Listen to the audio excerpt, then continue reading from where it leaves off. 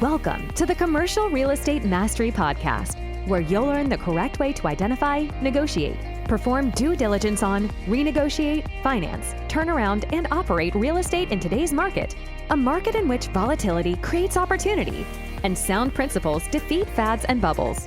And now, here is your host, a 25-year commercial real estate veteran and co-owner of over $1 billion in real estate assets, Frank Rolfe. In the world of commercial real estate today, one item stands more important than any other to most property buyers and owners, and that is mortgage interest rates. Because interest rates determine so much regarding values of properties that you already own, as well as what you'd be paying for properties going forward. And interest rates right now are very lofty. Q1 of 2021 was perhaps the all-time low in American real estate interest rates. However, then Jerome Powell, head of the Federal Reserve, started raising them, and he raised them with a gusto we've never seen before. He had 11 straight quarterly increases in the Fed funds rate, and it shocked everyone. No one ever believed that he would raise interest rates 11 straight times. So our rates went from the all-time low at a higher pace than we had ever seen in the past nearly 50 years. And as a result, we sit here today with interest rates on loans that hover between 6 and 7%, when not that long ago, just a few short years ago, those same interest rates were as low as 3, nearly double. And Trump has promised to try and get these rates down. And he's been a man of his word on many other items related to real estate. I mean, Trump, after all, is a real estate guy. So clearly, for the sake of his own portfolio, he wants to get these interest rates down. So all eyes have been on his announcement of who would take over Jerome Powell's place at the Federal Reserve when he leaves in May. And he recently named his replacement. So Kevin Warsh was named as the next chairman of the Federal Reserve. Now, Trump can't just appoint him. It still has to be approved through Congress. So there will still be a vote to formally make Warsh the head of the Fed. But the odds are good because traditionally they normally do vote in the president's selection for an appointee. But this has some people worried because Warsh is not known to be someone who is very much what they call a dove, someone who wants to get interest rates reduced. He was in fact known more as a hawk in his past experience over at the Fed. So what's it mean? Does it mean interest rates are all washed up? That basically his selection of Warsh kills off the idea of lower rates?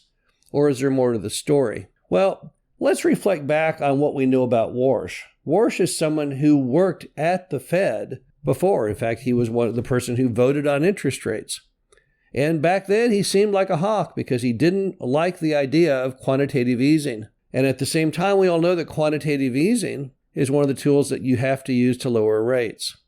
So what does it all mean? Well, Warsh, back when he was a hawk in the Federal Reserve, when he hated lower rates, that was all the way back in 2006 because he served on the Fed only from 2006 to 2011. So we're trying to pass judgment on what he might be doing in 2026.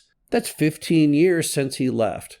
And clearly, people change over time, their opinions change over time, and the Federal Reserve has changed over time. So just because he voted against interest rates all the way back 15 years ago doesn't mean he necessarily still holds that opinion. And also remember that Warsh, as head of the Federal Reserve, he gets one vote when they vote to raise or lower rates. But you have to have 7 votes to get the job done. So he is only 1/7 of the puzzle to get rates reduced. So why did Trump choose him? Why do you think he would have chosen this guy? Well, number one, because he thinks he can get him approved. Because as everyone's aware, there's a lot of people in Congress who hate Trump and would typically vote down his selection. If he had chosen someone who was not familiar with the Fed, someone who's well known to favor lower rates, they probably would vote against it just to spite Trump.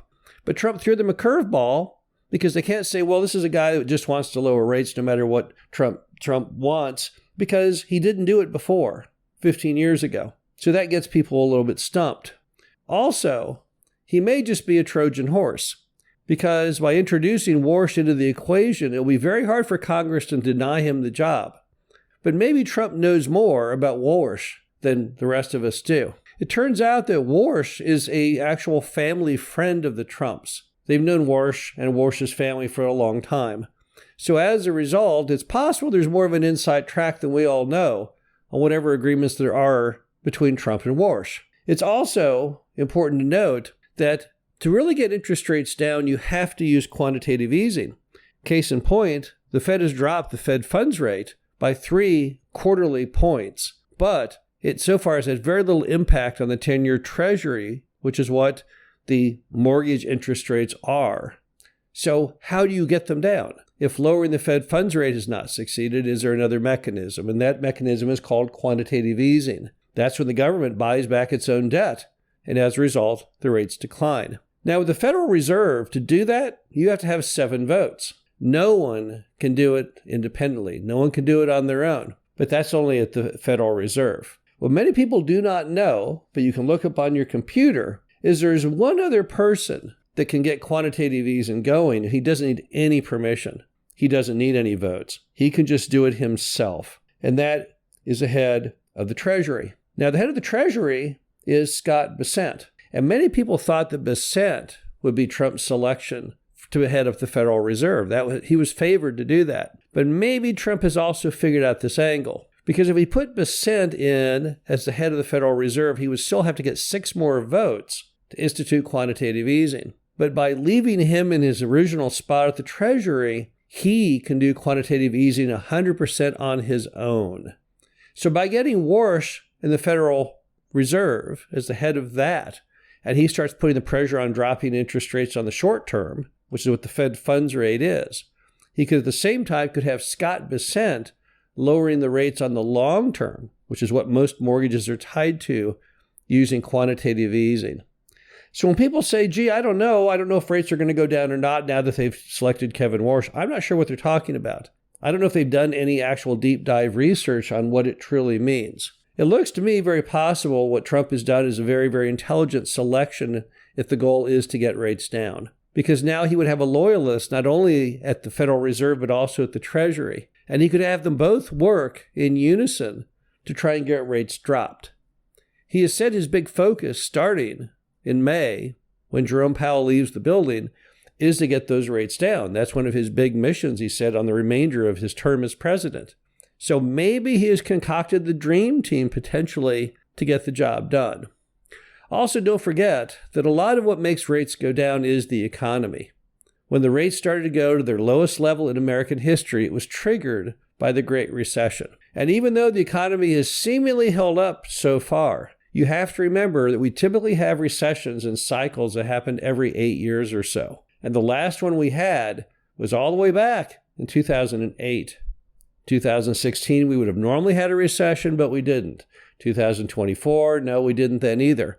We are right now more than 2 times longer than any period in American history between recessions. So when we finally do have one, it should be fairly severe, and that could well be the trigger to really get rates down. So perhaps Trump knows more than we do also as far as what the economic predictions are. He sees a lot more data than we do as consumers, and it's very possible he sees that by the combination of Warsh and Bessent and a national recession, rates could really decline a lot. The bottom line is don't read what the pundits say. Do your own independent research. Ponder what you really think Trump would be doing in choosing Warsh. And I think we'll all come to the realization, at least by May, that Warsh may be more of a dove than anyone expected. This is Frank Rolfe with the Commercial Real Estate Mastery Podcast. Hope you enjoyed this. Talk to you again soon. Thank you for listening to the Commercial Real Estate Mastery Podcast. Be sure to visit us at creumastery.com to subscribe to the show, read our show transcriptions, and access all of our great information on real estate investing. And if you have a moment, please feel free to rate, subscribe, and leave a review wherever you listen to your podcasts. This helps others find the show, and we greatly appreciate it. We'll catch you in the next episode.